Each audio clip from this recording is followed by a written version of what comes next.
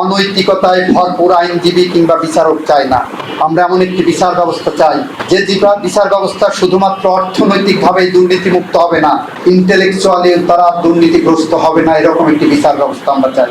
দুর্নীতির বহু রূপের মধ্যে একটি হলো অর্থনৈতিক, একটি হলো ইন্টেলেকচুয়াল। খায়রুল হক সাহেবদের ইন্টেলেকচুয়াল করাপশনের কারণে গত 17 বছর প্রায় সময় বাংলাদেশের হাজার হাজার মানুষ ক্রসফায়ারের শিকার হয়েছে, শত শত মানুষ গুমের শিকার হয়েছে। 60 লক্ষের উপর বিএনপির নেতাকর্মীর বিরুদ্ধে মিথ্যা গায়েবী মামলা হয়েছে, যে মামলার আসামির তালিকায় এমন লোকজন আছে যারা মামলার যে ঘটনার তারিখ দেখানো হচ্ছে তার 10 থেকে 15-20 বছর আগে কবরে শায়িত হয়েছেন। আমরা ইন্টেলেকচুয়াল করাপশনের জায়গাও রাখতে চাই না বন্ধুরা আমার।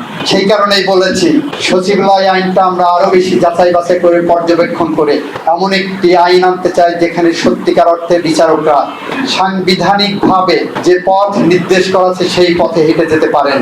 এটাই আমাদের লক্ষ্য। এখানে কোনো ইপস অ্যান্ড পার্টস নাই, এখানে কোনো অন্য কোনো এজেন্ডা নাই। এইটা নিয়ে এক শ্রেণীর মানুষ রাজনীতি করার চেষ্টা করছে। মাজদার হোসেনরা বড় বড় কথা বলছেন, ঝোলের বিড়াল বের হচ্ছে, ওনারা করাপশনের ডিপো। আমরা এই সমস্ত করাপশনের শিকড় তুলে আনতে চাই।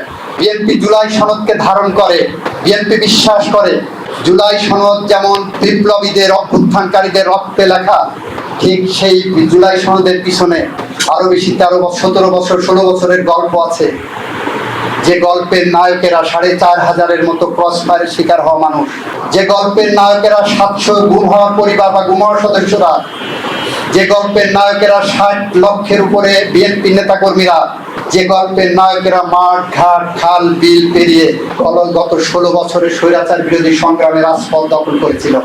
আমরা স্পষ্টভাবে বলেছি, যারা বলছেন 71 না 24 না 71, আমরা বলছি এই বিভক্তির কোনো জায়গা নাই। 71 তার জায়গায় স্বমহিমায় আছে। 71 ছিল বলে আজকে আমরা বাংলাদেশি। আমরা বলছি এর সাথে 90 যোগ হবে। 90 ছিল বলে 90-এর গণঅভ্যুত্থানের মধ্য দিয়ে আজকে সংসদীয় গণতন্ত্রে আমরা ফিরেছি। আমরা বলছি একইভাবে 24 আমার জীবনের অবিচ্ছেদ্য অংশ। আমরা একটার সাথে আর একটা প্রথিত করেছি। সুতরাং যারা বিএনপিকে নিয়ে মিথ্যা প্রচারণায় নামছেন তাদের উদ্দেশ্যে বলছি, এই বিভক্তি রাজনীতি থেকে ফিরে আসুন।